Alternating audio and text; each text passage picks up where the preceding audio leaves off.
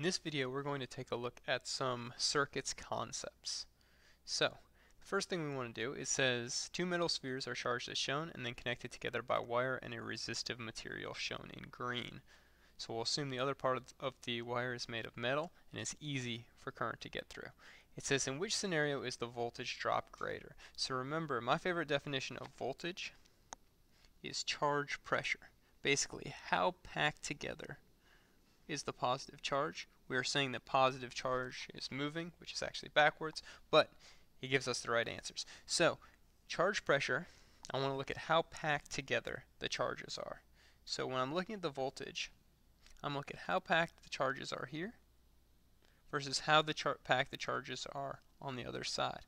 Now keep in mind, this is voltage drop. So I want to look at where is there a greater difference in pressure. And that occurs, well, on this problem, it's equal on both sides. We have high pressure on the left, low pressure on the right. So those would be equal. The next one says, where is the greater resistance? Well, resistance refers to this green material that's in the middle. So right here and right here. Alright, and imagine that positive charge is trying to get through to the other side. Well, resistance means path difficulty. And it's harder to push charge down a narrow pathway in scenario 1 than it is in scenario 2. And lastly, it says, in which scenario will a greater current flow? Well, more current will flow when there's less resistance. So in this case, it's going to be 2. So what makes current flow? So greater current flow is caused by one of two things. 1, less resistance, or 2, more pressure. And by charge pressure, I mean voltage. Alright, so for voltage drop and resistance, we can see it by looking at the diagram, and then we can use logic to figure out which will give the greater current. What we're really doing right here is we're doing Ohm's law, which states V equals I times R. Alright, next let's go ahead and take a look at basically the same problem, but just looking at it at a less microscopic level. So it says, which voltmeter will read a greater voltage? Well, this voltage is going to come from our batteries. So if I look at the batteries, well, in both cases it looks like I have maybe a AA battery right there, but I have the same battery for both. So in this, again, our voltage is going to be equal. For the total resistance, we want to look at the light bulbs. In circuit 1, we have to push current through one light bulb. In circuit 2, we have to push current through one light bulb and then the next one. The filament of this light bulb right here is this narrow path made out of a material that's harder to get current through. Well, in circuit 2, I'm going to have a greater resistance because I have to push through 2 of these narrow paths. As a result, just like we said in problem 1, that more current will flow where we have less resistance. Therefore, circuit 1 will have a greater current. Alright, next let's take a look at this question. It says, will the current be equal at the two highlighted locations? So remember that current means flow. And I like to represent current with arrows. So current flows out of the positive end of the battery and will flow around as shown. Now when it gets to this point, the current is going to split. And some current will continue straight, the other current will travel down through the resistor. But any current that travels into the resistor, the same amount of current travels out of the resistor. So at those 2 points, the current will be equal. There's no split in between them, no place for current to go. Alright, next it says, will the voltage be equal at the two highlighted locations? So again, voltage means pressure. The pressure is going to change when we force our way through a resistor or battery. So let me force our way through a resistor. It's gained at a battery, and it drops when we force our way through a resistor. So let me note on here that voltage changes at resistors,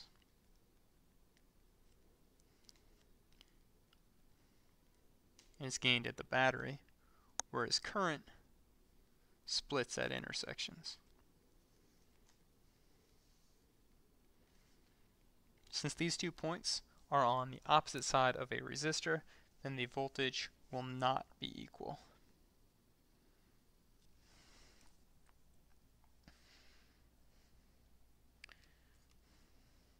Alright, next. It says rank the light bulbs from brightest to dimmest. So we know that current comes out of the positive end of a battery, and it's going to split at this intersection. Some will travel through A, and the rest will travel through B and C. But that current at this intersection is all going to come back together, travel through D, and return to the battery. So I know that light bulb D is going to be the brightest because all the current had to go through D. So next, I have to compare A, B, and C. Well, at this intersection, I know that some splits and heads towards A, and others head towards B and C. Well, more current always travels towards less resistance. So on one route right here, on one path, I have to go just through resistor A. And on the other path, I have to go through B and C. That means more current is going to flow towards A because there's less resistance before it joins back together. So again, A will be greater than either B or C.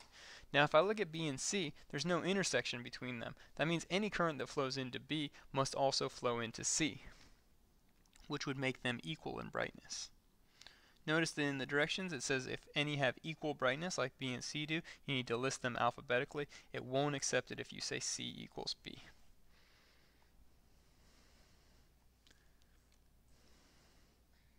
Alright, lastly, this question is on here so we can distinguish between simple circuits and more challenging circuits. So by simple circuits I mean ones that have distinct routes.